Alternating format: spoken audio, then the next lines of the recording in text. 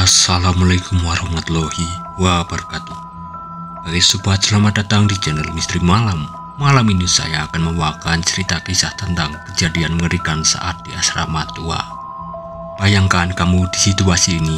Tubuh temanku tiba-tiba berubah, wajahnya memanjang, rambutnya terurai menjadi sangat panjang, matanya menatap tajam dengan senyuman yang mengerikan. Dalam sekejap dia berubah menjadi kuntilanak. Aku terpaku di tempat, tidak mampu bergerak. Suara tawanya yang melengking memenuhi kamar. Apa yang sebenarnya terjadi dan bagaimana bisa? Jangan sampai ketinggalan cerita ini, karena yang akan aku bagikan bakal bikin bulu kuduk kalian berdiri. Tonton sampai habis. Jangan lupa like, komen, dan subscribe. Nyalain juga lonceng notifikasinya agar tidak ketinggalan cerita-cerita misterius lainnya. Semoga kita diberikan kesehatan, rezeki, dan perlindungan. Amin. Tiba-tiba, tanpa suara Aji muncul di pintu kamar. Ada sesuatu yang aneh dengan caranya berdiri, dan ekspresinya terasa berbeda, dingin dan kosong.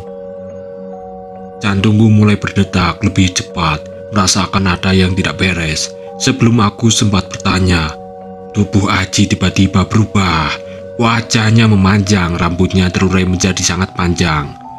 Matanya menatap tajam dengan senyuman yang mengerikan. Dalam sekejap, dia berubah menjadi kuntilanak.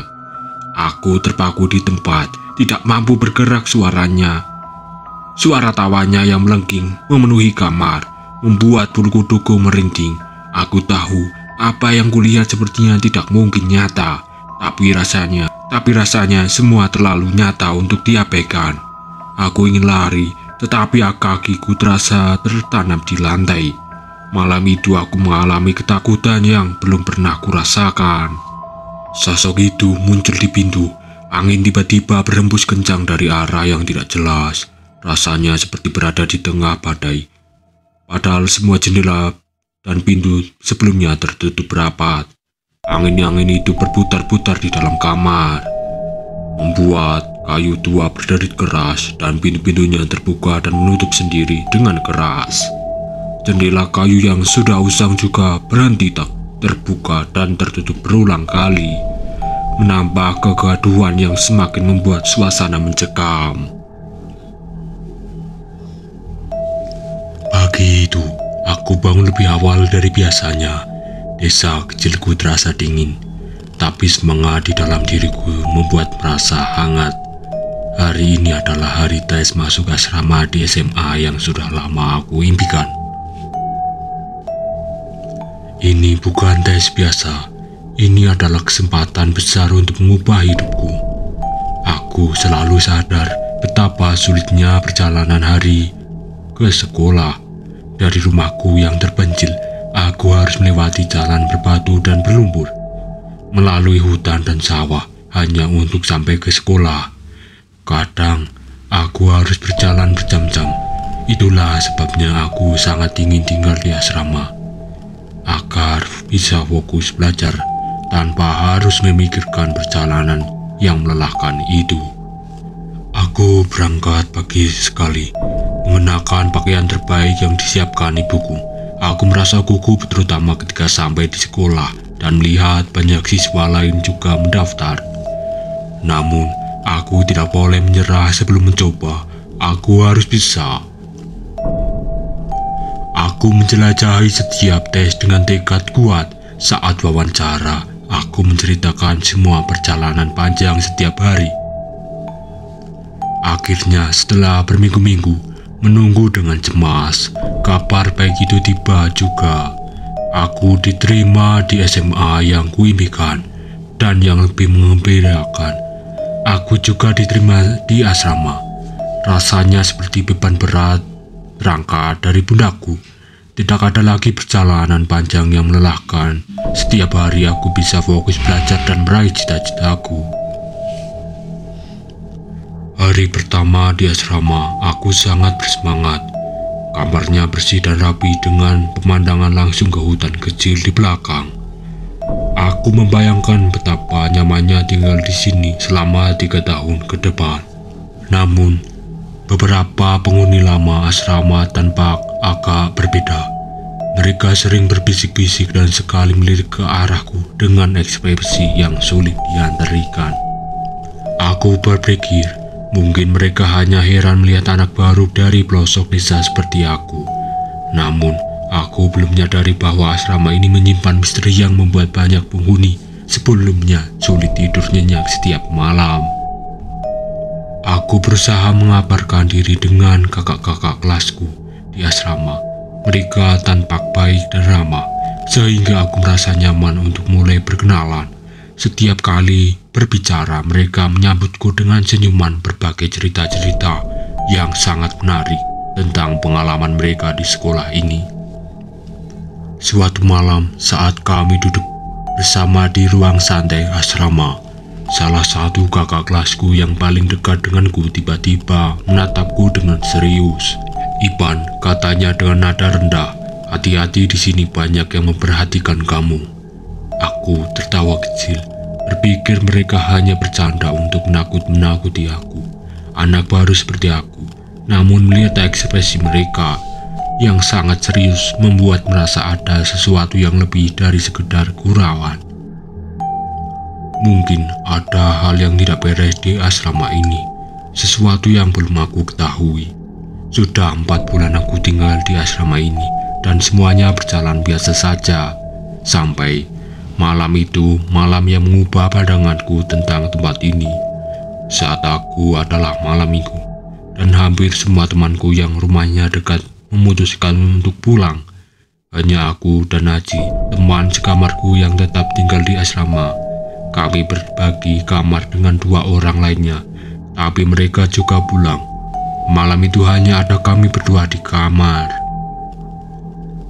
Sekitar jam 8 malam, aku baru saja kembali dari kamar mandi.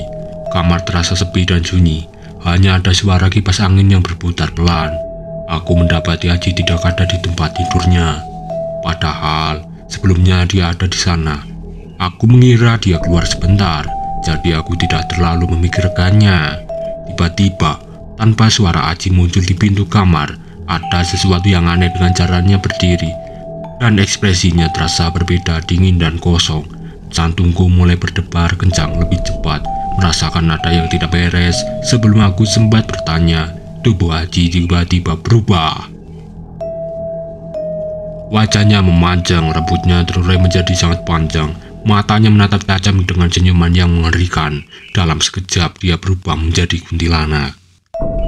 Aku terpaku di tempat, tidak mampu bergerak. Suara tawanya melengking memenuhi kamar, membuat bulu kuduku merinding.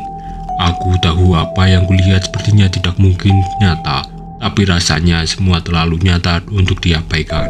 Aku ingin lari, tetapi kakiku terasa terpaku di lantai. Malam itu, aku mengalami ketakutan yang belum pernah kurasakan sebelumnya. Dan aku tahu hidupku di asrama ini tak akan pernah sama lagi. Saat sosok itu muncul di pintu, angin tiba-tiba berembus kencang dari arah yang tidak jelas. Rasanya seperti berada di tengah badai topan. Badai topan, padahal semua jendela dan pintu sebelumnya tertutup rapat. Angin itu berputar-putar di dalam kamar, membuat lemari kayu tua berdiri keras dan pintu-pintunya terbuka dan menutup sendiri dengan keras. Juga berentak, terbuka dan menutup berulang kali, menambahkan kegaduhan yang semakin membuat suasana mencekam. Barang-barang di dalam kamar berantakan, buku-buku berterbangan dari meja, kasur besar, dan bantal-bantal terlempar ke lantai, seolah dikendalikan oleh sosok menakutkan yang berdiri di depanku. Sosok kuntilanak itu semakin mendekat, langkahnya pelan namun pasti. Dengan senyuman mengerikan yang semakin lebar, matanya yang kosong dan gelap, seolah menatap langsung ke dalam jiwaku.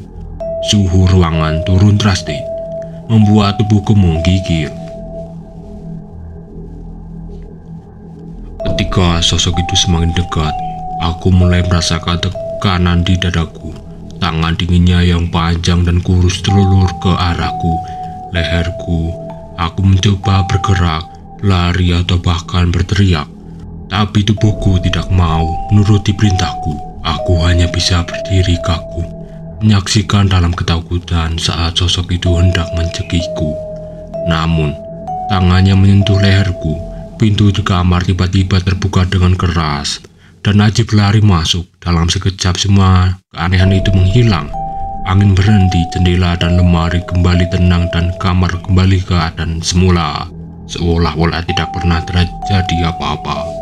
Kuntilanak itu lenyap begitu saja, seperti kabut yang tertiup angin. Aku terjatuh di lantai, terengah-engah dengan keringat dingin membasahi tubuhku. Aji melihatku, keadaanku, segera menghampirku dengan wajah khawatir. "Kamu kenapa?" tanyanya. Tapi aku hanya bisa menatapnya dengan bingung, masih berusaha memahami apa yang baru saja terjadi.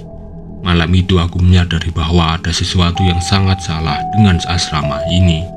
Malam itu aku terbangun sekitar jam 2 pagi karena sangat kebelit kencing. Dengan langkah perlahan, aku berusaha keluar dari kamar dan melewati lorong gelap yang menghubungkan ruangan-ruangan di asrama. Lorong terasa mencekam dengan lampu yang redup dan bayangan-bayangan yang bergerak-gerak aneh di dinding.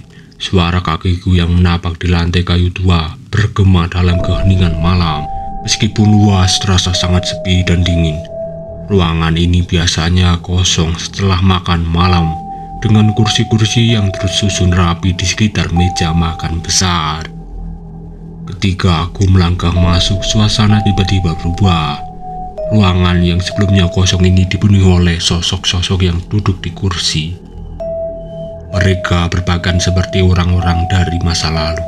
Baju-bajunya usang dengan warna kusam dan wajah yang pucat. Sosok itu duduk dengan tenang, seolah-olah sedang menunggu sesuatu. Ada banyak dari mereka, hampir memenuhi seluruh ruangan makan. Meskipun mereka tidak bergerak atau berbicara, kehadiran mereka sangat menakutkan dan membuat bulu kuduku berdiri. Aku merasakan udara di sekitar menjadi semakin berat, membuatku sulit bernapas. Aku berdiri kaku di pintu, mencoba mencari jalan keluar. Rasanya waktu berjalan sangat lambat. Setiap detik seperti sebuah abad. Dalam keadaan panik, aku berusaha mengalihkan pandanganku dengan cepat berlari melewati ruang makan. Sosok itu adalah pocong. Berusaha tidak melihat ke arah sosok-sosok itu, aku akhirnya sampai di kamar mandi dengan jantung berdebar kencang dan nafas yang memburu selama berada di kamar mandi. Aku berusaha menenangkan diri dan berpikir bahwa mungkin semua ini hanya halusinasi karena kelelahan atau stres. Namun, setiap kali aku melewati ruang makan, perasaan takut itu kembali menghantui asrama ini. Jelas menyimpan lebih banyak misteri daripada yang kubayangkan. Saat berada di kamar mandi yang sedang direnovasi, aku merasa sedikit lebih tenang meskipun suasana malam masih mencekam. Kamar mandi ini tidak memiliki plafon karena dalam proses perbaikan, jadi aku bisa melihat ke ruang kosong di atas. Dalam keadaan panik dan tidak nyaman, aku tanpa sengaja melirik ke atas dan tiba-tiba melihat sosok kuntilanak yang sama muncul dari langit-langit yang terbuka. Kunti itu tampak melayang dengan wajah penuh kebencangan. Instingku seolah-olah siap menerpaku. Tubuhku langsung membeku dan instingku memberitahukanku untuk cepat-cepat menyelesaikan urusanku. Dengan panik aku menyelesaikan semuanya dan berlari secepat mungkin kembali ke kamar. Keringat dingin membasahi tubuhku dan kepanikan membuatku hampir tidak bisa bernafas. Sepanjang lorong menuju kamar, rasa takutku semakin meningkat. Di ruang makan, sosok-sosok lain, kali ini dalam bentuk pocong, berdiri di sudut-sudut ruangan. Mereka berdiri tegak dengan tatapan kosong, dan beberapa tampak bergerak dalam, seolah mengikuti pergerakanku. Dengan jantung berdegup kencang, aku berlari sekuat tenaga mencoba mengabaikan semua hal-hal yang aneh kulihat. Dan akhirnya sampai di kamar dengan pintu terkunci rapat. Cerita teman, lanjut part 2 enggak nih? Terima kasih.